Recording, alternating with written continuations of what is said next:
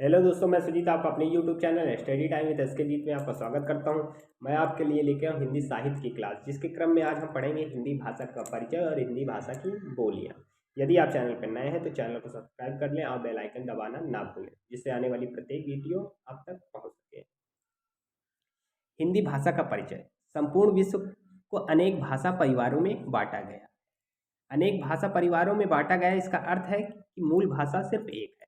इसको हम इस तरह समझते हैं, जैसे हमारे पृथ्वी पर एक बड़े भूभाग पर एक भाषा बोली जाती थी, लेकिन कुछ समय बाद कुछ घटनाओं से क्या हुआ, ये कुछ हिस्से टूटकर यहाँ आ गए, कुछ हिस्से टूटकर यहाँ आ गए। तो ये जो भाषाएं थी यहाँ भी पहुँची और यहाँ भी पहुँची, पर इनमें कुछ परिवर्तन धीरे धीरे हुआ, पर इनकी मूल भाषा जो है वो यही है। ठीक है। भारोपी भाषा परिवार। भारोपी का अर्थ होता है भारत प्लस यूरोप की भाषा। ठीक है। इसके अंतर्गत आती है हिंदी, संस्कृत, मराठी, पंजाबी, गुजराती, बंगाली, असमिया, उड़िया। ये सभी भाषाएं भारोपी भाषा परिवार में आती है, जबकि भारत में दक्षिण भारत की भाषाएं द्रविड़ भाषा परिवार की। अब पढ़ते हैं हिंदी भाषा की उत्पत्ति। हिंदी भाषा की उत्पत्ति सबसे पहले संस्कृत से हुई। इसको हम समझते हैं, जैसे आर्य, जो आपके आर्य हैं, आर्य जब भारत आए तो वो पंजाब में रुके। ठीक है। पंजाब में रुके, यहाँ रहकर इन्होंने क्या किया, वेदों की रचना की। तो इसका मतलब हुआ कि इन्होंने लिखा, और लिखने के लिए हमें भाषा की जरूरत पड़ती है। इसका मतलब आर्यों के पास अपनी भाषा थी, तो इसी भाषा में इन्होंने क्या किया, वेदों की रचना की।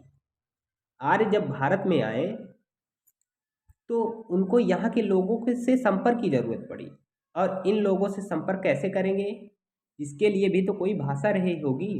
जब इनको इनसे संपर्क करना हुआ तो इनकी दोनों की भाषाएं क्या हुई, एक हो गई। और एक होते ही भाषा में जब दो भाषाएं एक होगी तो उनमें क्या आएगी, विकृति। विकृति आई तो एक महर्षि पाणिनि थे, इन्होंने इस भाषा में सुधार किया और नियम बनाए। ठीक है। नियम बनाने के कारण इसे कहा गया संस्कारित भाषा, जिसे हम कहते हैं संस्कृत। ठीक है। तो संस्कृत को दो भागों में बांटा गया। एक वैदिक संस्कृत, जो 1500 ईस्वी से 1000 ईसा पूर्व तक चली, 1500 ईसा पूर्व से 1000 ईसा पूर्व तक चली है वैदिक संस्कृत, जिसमें वेदों की रचना हुई।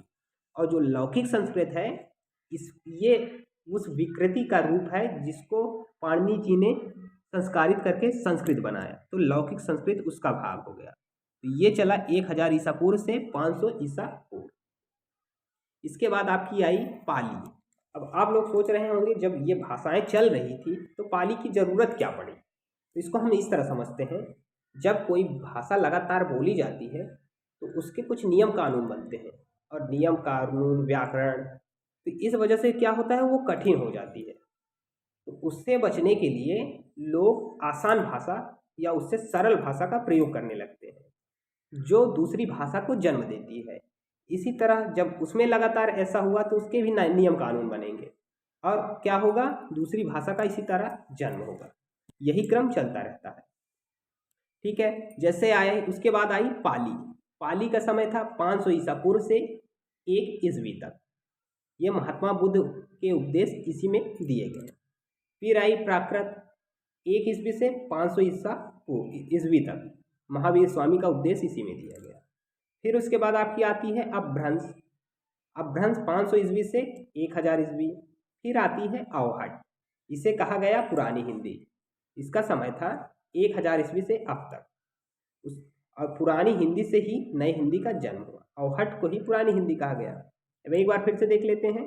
हिंदी भाषा की उत्पत्ति सबसे पहले संस्कृत से हुई। संस्कृत को दो भागों में बांटा गया, वैदिक संस्कृत और लौकिक संस्कृत।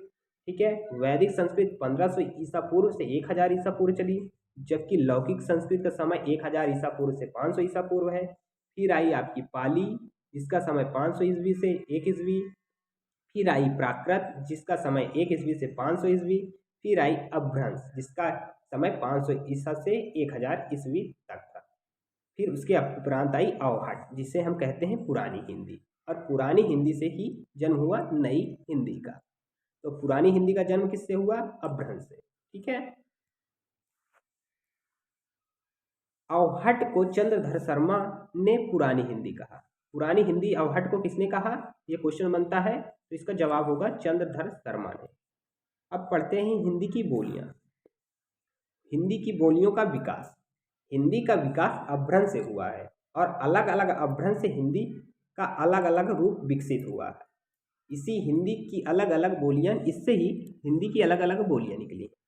अलग अलग अपभ्रंश और बोलियों के बारे में पढ़ते हैं। ठीक है। ये जैसे सौरसेनी अपभ्रंश, अर्धमागधी अपभ्रंश, ये सब हिंदी का ही रूप है। ठीक है। बस उसके अलग अलग अपभ्रंश से निकली है। जैसे सौरसेनी अपभ्रंश से क्या निकली? पश्चिमी हिंदी। अर्धमागधी से पुरानी पूर्वी हिंदी। मागधी अपभ्रंश से निकली बिहारी हिंदी। और खस से पहाड़ी हिंदी। ब्राह्मण अपभ्रंश से पंजाबी हिंदी। और महाराष्ट्री से मराठी। ठीक। पश्चिमी हिंदी, इसका विकास सौरसेनी अपभ्रंश से हुआ है। बोलियां हैं ब्रज, खड़ी बोली, हरियाणवी, बुंदेली, कन्नौजी, राजस्थानी। राजस्थान की उपबोलियां कौन सी हैं? मेवाड़ी, मारवाड़ी, जयपुरी और मालवी। बिहारी हिंदी। बिहारी हिंदी के बारे में हम पढ़ते हैं। इसका विकास किससे हुआ? मागधी अपभ्रंश से। ठीक है। अब बोलियां इसकी कौन सी है? मगही, मैथिली और भोजपुरी। ठीक है। तो इसको याद कैसे करेंगे? बिहारी की हिंदी याद करने के लिए हमको सीधा सीधा एम बी याद रखना है। मगही, मैथिली, भोजपुरी। अर्धमागधी, इसका विकास पूर्वी हिंदी से हुआ है। पूर्वी हिंदी से इसकी बोलियां हैं अवधी, बघेली, छत्तीसगढ़ी। अर्धमागधी को याद कैसे करना है? अर्धमागधी जहाँ आ जाए वहाँ याद रखना है आपको ABC। ए का अर्थ हो जाएगा अवधी, बी का अर्थ हो जाएगा बघेली, सी का अर्थ हो जाएगा छत्तीसगढ़ी। अगला है पहाड़ी हिंदी। पहाड़ी हिंदी जो पहाड़ी एरियो में बोली जाती है। और इसका विकास किससे हुआ? खासा अपभ्रंश से। बोलियां हैं कुमायूनी, गढ़वाली। पहाड़ी हिंदी पर किस अन्य अपभ्रंश का प्रभाव है? यह प्रश्न पूछा जाता है। इसका जवाब हो जाएगा सौरसेनी अपभ्रंश। पंजाबी हिंदी के बारे में पढ़ते हैं। पंजाबी हिंदी इसका विकास ब्राह्मण अपभ्रंश से हुआ है। किससे? ब्राह्मण। बोलियां क्या हैं? सिंधी, लहंदा और पंजाबी। अगला प्रश्न है मराठी हिंदी का।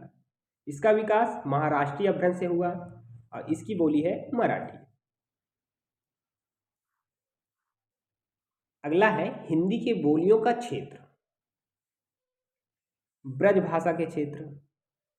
ब्रज भाषा के मुख्य क्षेत्र आपके आ जाएंगे मथुरा, अलीगढ़, आगरा। और अन्य क्षेत्र इसी से हैं मैनपुरी, एटा, बदायूं, बरेली। ब्रज भाषा आकारांत है। शब्दों आकारांत का अर्थ होता है शब्दों के अंत में उकारांत। ब्रज भाषा उकारांत, यहाँ पे उकारांत होगा। उकारांत है। शब्दों के अंत में ओ आता है। जैसे खायो, गयो, पियो, ओ हमेशा आ के स्थान पे आता है। जैसे हम लोग बोलते हैं खाया, गाया, तो वहाँ कहेंगे खायो, गायो, आ के स्थान पर ओ हो जाएगा। खड़ी बोली का क्षेत्र। खड़ी बोली का क्षेत्र मुख्य क्षेत्र आपका मेरठ है और अन्य क्षेत्र हैं बिजनौर, मुरादाबाद, मुजफ्फरनगर, बागपत, गाजियाबाद, नोएडा, दिल्ली, रामपुर, सहारनपुर, अम्बाला। खड़ी बोली के अन्य नाम। खड़ी बोली के कुछ अन्य नाम हैं जो पूछे जाते हैं, जिसे कहते हैं बोलचाल की हिंदुस्तानी और सरहिंद कहते हैं, और वर्नाकुलर और कौरवी भी कहते हैं खड़ी बोली को। अवधी बोली का क्षेत्र मुख्य क्षेत्र है अयोध्या के आसपास का क्षेत्र।